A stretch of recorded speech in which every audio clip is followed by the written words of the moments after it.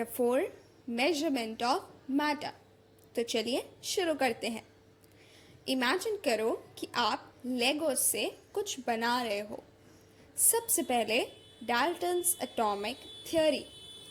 इसका मतलब है कि हमारे आसपास की हर चीज़ छोटे छोटे लेगो ब्रिक्स से बनी है, जिन्हें एटम्स कहते हैं। डाल्टन ने सोचा था कि यह एटम्स सॉलिड छोटी बॉल्स हैं और आप इन्हें और छोटे टुकड़ों में नहीं तोड़ सकते। तो हर चीज़ बस इन बेसिक अनब्रेकेबल लेगोस के अलग अलग अरेंजमेंट्स हैं। Formation of compounds. Formation of compounds तब होता है जब आप अलग अलग तरह के लेगो ब्रिक्स को एक साथ जोड़ते हो, जैसे एक लेगो हाउस या कार बनाने के लिए। ये जोड़ना ही केमिकल रिएक्शन है। Law of conservation of matter. ये ऐसा है जैसे अगर आप एक लेगो हाउस बनाते हो और फिर उसे तोड़कर उन्हीं ब्रिक से एक लेगो कार बनाते हो, तो भी आपके पास लेगो प्लास्टिक की टोटल अमाउंट उतनी ही रहती है। कुछ भी गायब नहीं हुआ और कुछ नया नहीं आया। आपके ब्रिक्स का टोटल वेट बनाने से पहले उतना ही है जितना बनाने के बाद, चाहे आप कुछ भी बनाओ। Law of constant proportion. इसका मतलब है कि अगर आप एक स्पेसिफिक लेगो मॉडल बनाना चाहते हो, जैसे एक लेगो डॉग, तो आपको हमेशा वही स्पेसिफिक ब्रिक्स वही स्पेसिफिक अमाउंट्स में चाहिए होंगे। जैसे पानी बनाने के लिए आपको हमेशा 2 हाइड्रोजन ब्रिक्स और एक ऑक्सीजन ब्रिक चाहिए, और वो हमेशा एक फिक्स्ड वेट रेशियो में कंबाइन होते हैं, चाहे आप पानी कहीं से भी लो। आपके टैप का पानी भी वही है जो समुंदर का पानी है।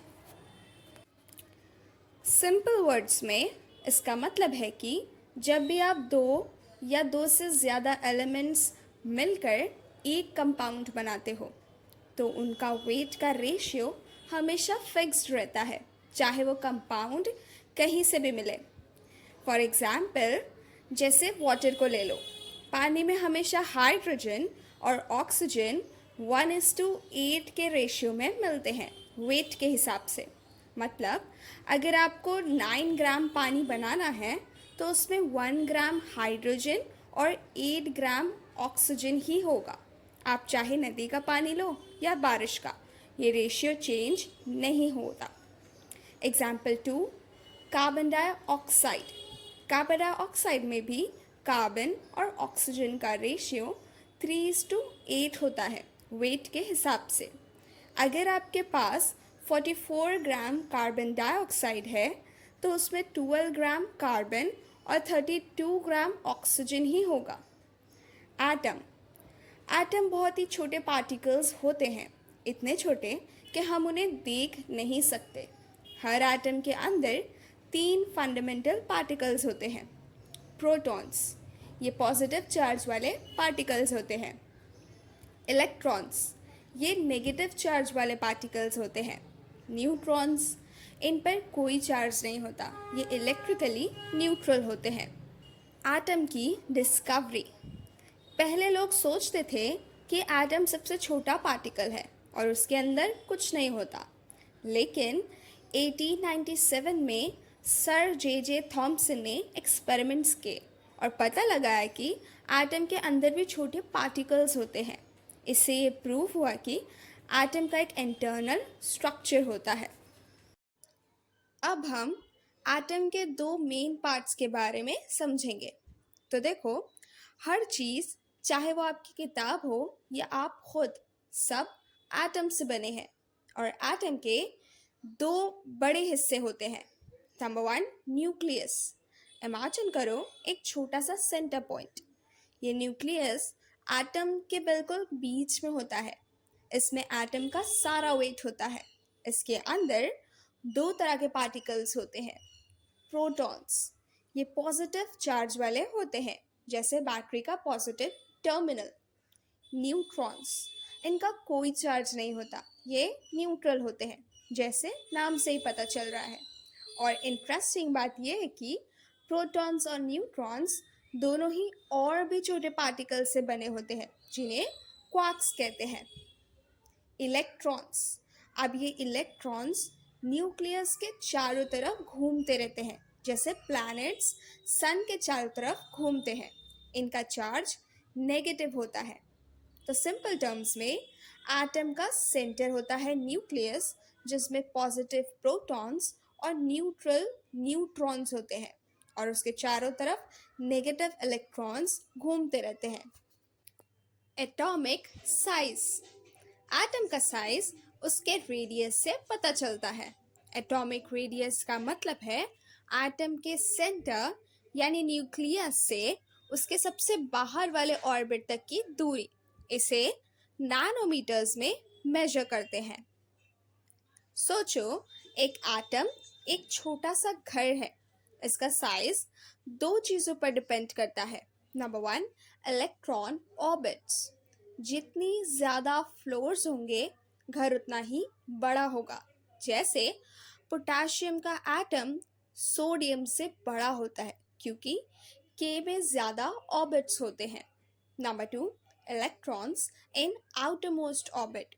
अगर दो एटम्स के पास सेम नंबर ऑफ फ्लोर्स हैं तो जिसके आउटर मोस्ट फ्लोर पर ज़्यादा लोग होंगे यानी इलेक्ट्रॉन्स होंगे, वो घर थोड़ा टाइट हो जाएगा। जैसे मैग्नीशियम का एटम सोडियम से छोटा होता है क्योंकि मैग्नीशियम के आउटर मोस्ट ऑर्बिट में ज़्यादा इलेक्ट्रॉन्स होते हैं जो न्यूक्लियस को ज़्यादा स्ट्रांगली अट्रैक्ट करते हैं। एटॉमिक मास नंबर, ये एटम का टोटल वेट है। एटम के सेंटर में जो न्यूक्लियस होता है उसमें प्रोटॉन्स और न्यूट्रॉन्स होते हैं। तो atomic mass number is equals to protons की क्वांटिटी प्लस न्यूट्रॉन्स की क्वांटिटी। सिंपल। यूनिफाइड मास, जब हम एटम्स के वेट को मेजर करते हैं तो हम एक स्पेशल यूनिट यूज़ करते हैं जिसे यूनिफाइड मास या डाल्टन कहते हैं, जिसका सिंबल यू है। ये बहुत छोटा यूनिट होता है क्योंकि एटम्स भी बहुत छोटे होते हैं। Now let's talk about symbols of elements.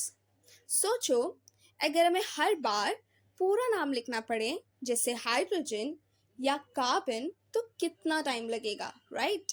तो साइंटिस्ट ने सोचा क्यों ना हम इनके छोटे नाम बना दें। जैसे आपका निकनेम होता है ना, वैसे ही एलिमेंट्स के भी निकनेम्स होते हैं जिन्हें हम सिंबल्स कहते हैं। ये सिंबल्स क्या होते हैं? ये एलिमेंट के नाम का एक छोटा रूप होता है। कभी कभी सिंबल सिर्फ पहला लेटर होता है, जैसे हाइड्रोजन का सिंबल है H, कार्बन का सिंबल है C और नाइट्रोजन का N। देखा ना कितना इजी है। कुछ एलिमेंट्स के सिंबल्स में पहले दो लेटर्स होते हैं। इसमें पहला लेटर कैपिटल और दूसरा स्मॉल होता है। कैल्शियम का सिंबल है Ca, एल्यूमिनियम का सिंबल है Al, हीलियम का सिंबल है He। तो अगर दो एलिमेंट्स का नाम C से शुरू होता है तो हम दूसरा लेटर यूज़ करते हैं कंफ्यूजन अवॉइड करने के लिए। और कुछ एलिमेंट्स के सिंबल्स में पहला लेटर और कोई और लेटर होता है। इसमें भी पहला लेटर कैपिटल और दूसरा स्मॉल होता है। जैसे कैडमियम का सिंबल है Cd, यहाँ D थर्ड लेटर है। मैग्नीशियम का सिंबल है Mg, क्लोरीन का सिंबल है Cl, यहाँ L सेकेंड लेटर है, but the rule says second another specific letter. ये इसलिए होता है ताकि हर एलिमेंट का सिंबल यूनिक हो। तो बेसिकली एलिमेंट का सिंबल उसके नाम का एक छोटा फॉर्म है जो या तो पहला लेटर होता है या पहले दो लेटर्स या पहला और कोई और लेटर। और हमेशा याद रखना पहला लेटर कैपिटल होता है। Now what is molecule? Imagine करो आपके पास बिल्डिंग ब्लॉक्स है जैसे लेगो ब्लॉक्स। जब आप दो या दो से ज़्यादा ब्लॉक्स को जोड़ते हो तो एक नया स्ट्रक्चर बनता है, राइट? वैसे ही साइंस में जब दो या दो से ज़्यादा छोटे छोटे पार्टिकल्स, जिन्हें हम एटम्स कहते हैं, आपस में जुड़ते हैं तो वो एक मॉलिक्यूल बनाते हैं। ये एटम्स एक ही टाइप के हो सकते हैं, जैसे ऑक्सीजन गैस, या अलग अलग टाइप के भी हो सकते हैं, जैसे पानी। कुछ एलिमेंट्स ऐसे होते हैं जो अकेले ही मॉलिक्यूल बनाते हैं, जिसे मोनोएटॉमिक कहते हैं, और कुछ ऐसे होते हैं जो बहुत सारे एटम से मिलकर बनते हैं, पॉलीएटॉमिक। अब आते हैं मॉलिक्यूलर मास पर।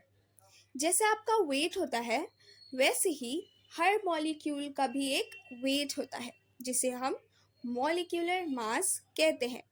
ये कैसे निकलते हैं? बहुत सिंपल है।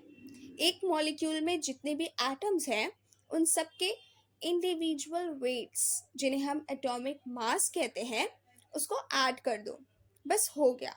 इसका यूनिट डाल्टन यू होता है। चलो एक एग्जाम्पल देखते हैं। Magnesium chloride, MgCl2। इसमें क्या क्या है? एक मैग्नीशियम, Mg एटम, दो क्लोरीन एटम्स। अब इनके एटॉमिक मास देखते हैं। मैग्नीशियम का एटॉमिक मास 24, क्लोरीन का एटॉमिक मास 35.5। तो मैग्नीशियम का मॉलिक्यूलर मास कैसे निकालेंगे?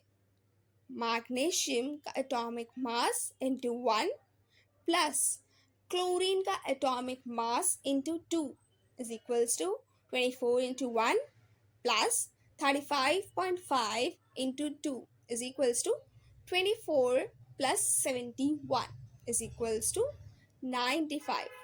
तो मैग्नीशियम क्लोराइड का मॉलिक्यूलर मास हुआ 95 U। समझ आया? बेसिकली मॉलिक्यूल एटम्स का ग्रुप है, और मॉलिक्यूलर मास उस ग्रुप का टोटल वेट है। Easy peasy, right? Mole. Imagine करो जैसे हम 1 डजन में 12 चीज़ें काउंट करते हैं, वैसे ही केमिस्ट्री में मोल एक यूनिट है। ये बताता है कि किसी सब्सटेंस की कितनी क्वांटिटी है। इसका मास ग्राम्स में उसके मॉलिक्यूलर मास के बराबर होता है। एग्जाम्पल, अगर ऑक्सीजन का मॉलिक्यूलर मास 32 डाल्टन्स है, तो 1 मोल ऑक्सीजन का मास 32 ग्राम्स होगा। Simple formula. अगर आपको नंबर ऑफ मॉलिक्यूल्स निकालना है, तो उस सब्सटेंस का मास ग्राम्स में लो और उसके मॉलिक्यूलर मास से डिवाइड कर दो। Avogadro's number. इसका मतलब है कि किसी भी सब्सटेंस के 1 मोल में हमेशा 6.022 बाई 10 पावर 23 पार्टिकल्स होते हैं। एग्जाम्पल, जैसे 1 डजन एग्स में 12 एग्स होते हैं, वैसे ही 1 मोल वाटर में 6.022 बाई 10 पावर 23 वाटर मॉलिक्यूल्स होंगे। कितना भी सब्सटेंस हो, 1 मोल में पार्टिकल्स का नंबर सेम रहेगा। वैलेंसी। वैलेंसी का मतलब है किसी एलिमेंट की कंबाइनिंग कैपेसिटी, मतलब एक एटम कितने इलेक्ट्रॉन्स लूज या गेन कर सकता है या शेयर कर सकता है दूसरे एटम्स के साथ बॉन्ड बनाने के लिए। एग्जाम्पल, अगर कोई एटम 1 इलेक्ट्रॉन लूज करता है तो उसकी वैलेंसी 1 होगी। अगर 2 इलेक्ट्रॉन्स गेन करता है तो उसकी वैलेंसी 2 होगी। ये उसकी दोस्ती करने की पावर है। Now what is cations and anions? जो आयंस पॉजिटिव चार्ज वाले होते हैं उन्हें हम कैटायंस कहते हैं, और जो आयंस नेगेटिव चार्ज वाले होते हैं उन्हें हम एनायंस कहते हैं। Valence electrons. किसी भी एटम के सबसे बाहर वाले ऑर्बिट्स में जो इलेक्ट्रॉन होते हैं उन्हें ही हम वैलेंस इलेक्ट्रॉन्स कहते हैं। ये इलेक्ट्रॉन से डिसाइड करते हैं कि कोई एटम कैसे रिएक्ट करेगा। अब आते हैं वेरिएबल वैलेंसी पर। कुछ एलिमेंट्स ऐसे होते हैं जो अलग अलग सिचुएशन में अलग अलग नंबर ऑफ इलेक्ट्रॉन्स देते या लेते हैं। इस वजह से उनकी वैलेंसी भी अलग अलग होती है। इस प्रॉपर्टी को हम वेरिएबल वैलेंसी कहते हैं। जैसे कि आयरन की वैलेंसी 2 भी हो सकती है और 3 भी हो सकती है। Now what is radicals? Imagine करो कि एक कंपाउंड है, जैसे कि सोडियम क्लोराइड कॉमन सॉल्ट। इसमें 2 पार्ट्स हैं, सोडियम पॉजिटिव और क्लोराइड नेगेटिव। ये दोनों पार्ट्स केमिकल रिएक्शन में अलग अलग पार्टिसिपेट कर सकते हैं। तो रेडिकल्स वो चार्ज्ड पार्टिकल्स होते हैं जो कंपाउंड के कॉन्स्टिट्यूएंट्स होते हैं और केमिकल रिएक्शन में इंडिपेंडेंटली पार्टिसिपेट करते हैं। सिंपल वर्ड्स में ये कंपाउंड के वो हिस्से हैं जो अपनी आइडेंटिटी मेंटेन करते हुए रिएक्शन में हिस्सा लेते हैं। अब रेडिकल्स 2 तरह के हो सकते हैं, simple radicals and composite radicals. Simple radicals, जिसे नाम से ही पता चलता है, ये सिंपल होते हैं। जब एक रेडिकल सिर्फ एक सिंगल एटम से बनता है तो उसे सिंपल रेडिकल कहते हैं। ये पॉजिटिव भी हो सकता है और नेगेटिव भी। पॉजिटिव सिंपल रेडिकल्स केटायंस, जैसे पोटेशियम आयन और कैल्शियम आयन, एल्यूमिनियम आयन, इन सब में एक ही एटम है और उस पर पॉजिटिव चार्ज है। नेगेटिव सिंपल रेडिकल्स एनायंस, जैसे chloride ion, oxide ion, nitride ion, इनमें भी एक ही एटम है और उस पर नेगेटिव चार्ज है। कंपोजिट रेडिकल्स, कंपोजिट का मतलब होता है एक से ज़्यादा चीज़ों से बना हुआ। तो जब एक रेडिकल एक ग्रुप ऑफ एटम से बनता है, मतलब एक से ज़्यादा एटम मिलकर एक चार्ज्ड यूनिट बनाते हैं, तो उसे कंपोजिट रेडिकल कहते हैं। ये भी पॉजिटिव या नेगेटिव हो सकता है। फॉर एग्जाम्पल सल्फेट आयन या अमोनियम आयन, यहाँ पर एक से ज़्यादा एटम्स हैं जो एक साथ चार्ज्ड हैं और एक यूनिट की तरह बिहेव करते हैं। तो याद रखना, radicals are like the building blocks of compounds that have a charge and can act on their own in reactions. Clear है ना सबको? To conclude the chapter, हमने शुरुआत की डाल्टन्स एटॉमिक थ्योरी से और एटम के 3 मेन पार्ट्स को समझा, प्रोटॉन्स, न्यूट्रॉन्स और इलेक्ट्रॉन्स। हमने देखा कि एलिमेंट्स कैसे लॉ ऑफ कांस्टेंट प्रपोर्शन को फॉलो करते हुए मॉलिक्यूल्स और कंपाउंड्स बनाते हैं। साथ ही हमने कुछ इम्पॉर्टेंट साइंटिफिक टर्म्स को भी इजी बनाया, जैसे मॉलिक्यूलर मास और मोल का कंसेप्ट, जहाँ एवोगाड्रोस नंबर काफ़ी इम्पॉर्टेंट है। और हाँ, वैलेंसी की मदद से ही हम कैटायंस, एनायंस और रेडिकल्स के बारे में जान पाए। ये सब फंडामेंटल्स आपका केमिकल वर्ल्ड एक्सप्लोर करने के लिए एसेंशियल टूल किट है।